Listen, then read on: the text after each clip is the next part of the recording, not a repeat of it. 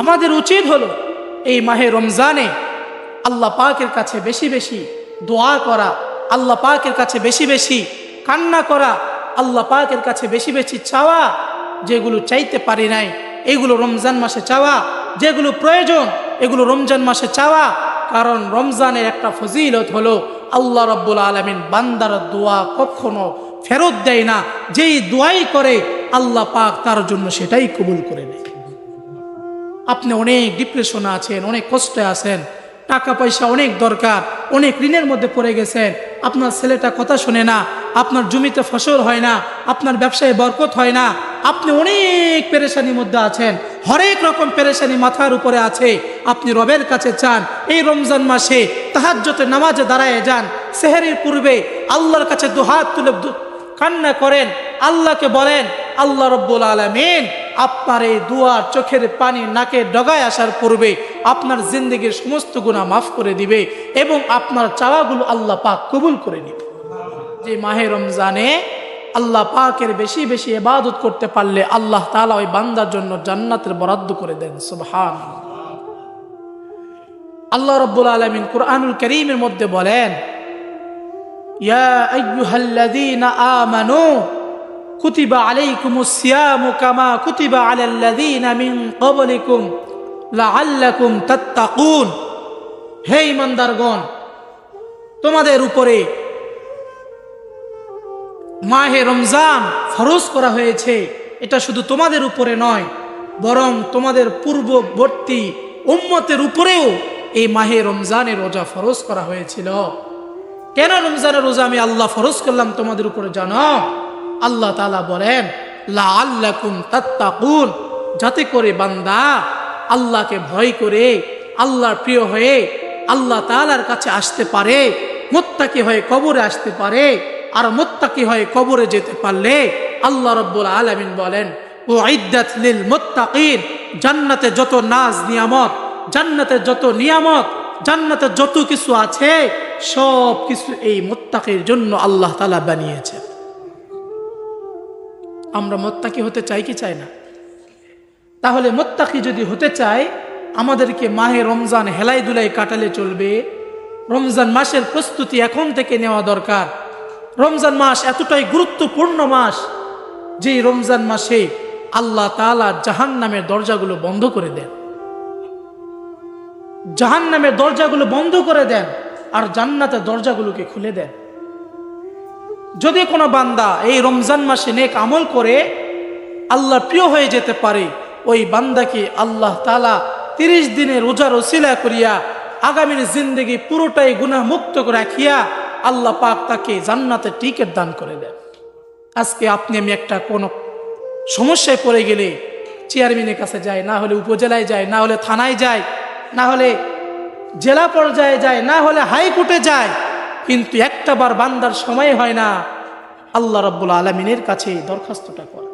বাস্তব না বাস্তব বলেন? জীবনে কত টাকা খরচ করলেন, অসুখ ফুরাইতেছেন, আপনার জিন্দেগির যে অসুস্থতা শেষ হচ্ছে না, দেশে হচ্ছে না, বিদেশে যাচ্ছে, সিঙ্গাপুরে যাচ্ছে, মাদার্স যাচ্ছে, ভারতে যাচ্ছে, কিন্তু ডাক্তারেরও ডাক্তার যিনি মহা ডাক্তার তিনি সেই মালিকের কাছে একটা বার কখনো চাওয়ার মতো আমাদের সুযোগ হয় না। বাস্তব না বাস্তব? কেসে পড়ছে, একটা কাগজের ঝামেলায় পড়ছে, উমুকের কাছে যায়, তুমুকের কাছে যায়, কোর্টে যায়, হাইকোর্টে যায়, দেশে হয় না, বাহিরের দেশে যায়, কিন্তু মালিকের কাছে যিনি পুরো পৃথিবীর বাদশারা বাদশা যিনি, তিনার কাছে তার একটাবার নালিশ করার, তার কাছে একটাবার দরখাস্ত করার এই বান্দার সময় হয় না। বলেন তো দেখি এই পৃথিবীর রাজত্বটা একমাত্র কার? চিৎকার দিয়ে বলেন কার? যদি আল্লাহ চায় পৃথিবীর সবাইকে ধ্বংস করে দিতে পারে, আবার আল্লাহ চাইলে সবাইকে টিকিয়ে রাখতে পারে। কথা বলেন ঠিক কিনা? কিন্তু আজকে আপনি আমি সেই মালিকের কাছে চাইতে ভুলে গেছি। এই জন্যই তো আজকে আপনার এই দশা। যদি মালিকের কাছে প্রেমিক হতে পারতাম, মালিকের কাছে থেকে চেয়ে নিতে পারতাম, মালিকের কাছে সবগুলো দরখাস্ত করতে পারতাম, খোদার কসম জিন্দেগির এত পেরেশানি থাকতো না। আজকে টাকা আছে কিন্তু শান্তি নাই, টাকা আছে চোখে ঘুম নাই, টাকা আছে খেতে পারে না। এর একমাত্র কারণ হলো এই টাকার মধ্যে বরকত নামে কোনো জিনিস বরকতবিহীন জিন্দেগি এটা কোনো জিন্দেগি নয়। যে জীবনে বরকত নাই, যে জীবনে আল্লাহর রহমত নাই, যে জীবনে আল্লাহর ভালোবাসা নাই, এই জিন্দেগির টাকারও কোনো মূল্য নাই, এই জিন্দেগির বাড়িরও কোনো মূল্য নাই। এই জিন্দেগিটা পুরাই বৃথা। হায় হায় করতে করতে জিন্দেগি শেষ, এ কুলো শেষ, ওই কুলো শেষ, দুনিয়া শান্তি পায় নাই, আখিরাতে শান্তি পাবেন। টাকা নাই কিন্তু আল্লাহর প্রেমে প্রেমিক, নামাজ পড়ে, আল্লাহর হুকুম মানে, জীবন নিয়ে বেশি পেরেশানি নাই, দিন যায়, দিন খাটে, দিন খায়, রাতের বেলা ঘুমায়, চোখে কোথায় থেকে যেন রহমতের ঘুম এসে যায়, সারা রাত কোন দিক দিয়ে চলে যায় টেরও পায় না। কথা বলে ঠিক। আর ওই জমিদার সারাদিন সুদের সঙ্গে লেনদেন, ঘুষের সাথে লেনদেন, মানুষকে বাটপারি করে টাকা রোজগার করে, মানুষকে ধোকা দিয়ে টাকা রোজগার করে, বাড়ির দিন শেষে পকেট ভর্তি টাকা আছে কিন্তু চোখে ঘুমের কোনো একটা ছোঁয়াও দেখা যায় না। কথা বলেন ঠিক কিনা? 2-4-5টা টাফকিন দিয়েও চোখে ঘুম আসে না। এইরকম জমিদারের অভাব আছে? বাস্তব না বাস্তব? এই জন্য আপনাকে আমাকে হালাল পথে চলতে হবে। হালালে বরকত আছে, হারামে বরকত। একটা উদাহরণ দিলে ভালো বুঝবেন। এই এলাকা যত অনুষ্ঠান হয় বলেন তো, এই এলাকা অনুষ্ঠানগুলোতে কি জবাই হয়? গরু, ছাগল, ঠিক কিনা বলেন? গরু বাচ্চা দেয় কয়টা? কয়টা? সর্বোচ্চ 2টা, অনেক সময় দেখা যায়, কিন্তু একটা, এটাই স্বাভাবিক। আর বলেন এই এলাকার যত অনুষ্ঠান হয় সবগুলোতে গরু জবাই হয়। আবার গরু বাচ্চা দেয় একটা, পক্ষান্তরে একটা কুকুর কয়টা বাচ্চা দেয় বলেন তো? 5টা, 7টা, 8টা, 10টা। এই এলাকার মনে হয় বিয়ের বাড়িতে মনে হয় গরু, কুকুর জবাই হয়। কখনো করছেন আপনারা? হোটেলে কুকুর খাওয়া হয়, কোনো পিকনিকের আয়োজনে কুকুর খাওয়া হয়, কি খাওয়া হয়? হয় গরু নয় ছাগল।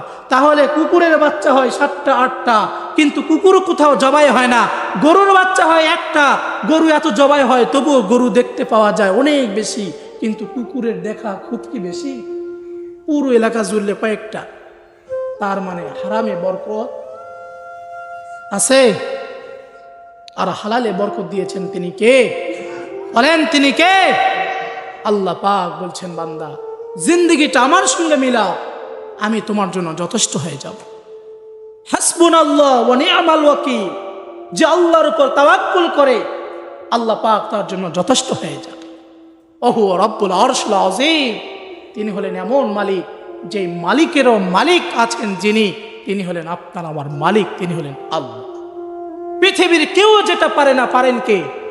পৃথিবীর কেউ যেটা দেখে না, দেখে কে? পৃথিবীর কেউ যেটা করার সামর্থ্য রাখে না, সেটা করার সামর্থ্য রাখেন তিনি কে? তাহলে আমরা আজ থেকে নিয়ত করলাম, আজ থেকে আমরা সিদ্ধান্ত নিলাম, আমরা ডাক্তারের কাছে যাওয়ার আগে আমরা আল্লাহর কাছে চিকিৎসা ভিক্ষা চাবো, ইনশাল্লাহ। বলেন আপনার শরীরে ব্যথা, একটু আল্লাহকে বলেন, মালিক আমাকে ক্ষমা করে, আমাকে মাফ করে। আপনি আগেই একটা নাপাবড়ি খাইলেন, তার মানে আল্লাহর উপর ভরসা নেই, ভরসা আছে ওই নাপাবড়ির উপর। কথা বলেন ঠিক কিনা? আল্লাহকে বলেন যে আল্লাহ ক্যান্সার দিতে পারে, এই আল্লাহ ক্যান্সার থেকে মুক্তও করতে পারে, পারেন কিনা? তাহলে আপনি ক্যান্সার দিলেন যিনি, তিনার কাছে চাইলেন না, চাইলেন ডাক্তারের কাছে। ডাক্তারের কি ক্ষমতা আছে কাউকে ভালো করার? হায়াতের মালিক কে? সেদিন বলেছিলাম শিরিক নিয়ে কথা, তো এগুলো আমাদের মধ্যে শিরিকের মধ্যে পড়ে যায়। একটু অসুস্থ হয়েছে তো কোথাকার যেন কবিরাজ বলছে যে তোমার ছেলের তো আর এটা মহা বড় অসুখ, এটা তো ভালো হবার নয়, আপনি এক কাজ করেন, মুখ মাজারে যান, একটা ছাগল মান্নত করেন, ছাগল একটা দিয়ে রাখেন, আপনার অসুস্থতা এমনি ভালো হয়ে যাবে। মূলত অসুস্থতা এমনি ভালো হয়ে গেছে, কিন্তু মাঝখানে ওই যে শিরিক করছে, এই শিরিকের কারণে তার জিন্দেগি পুরোটাই জাহান্নামের আগুনে জ্বলবে। কথা বলেন ঠিক?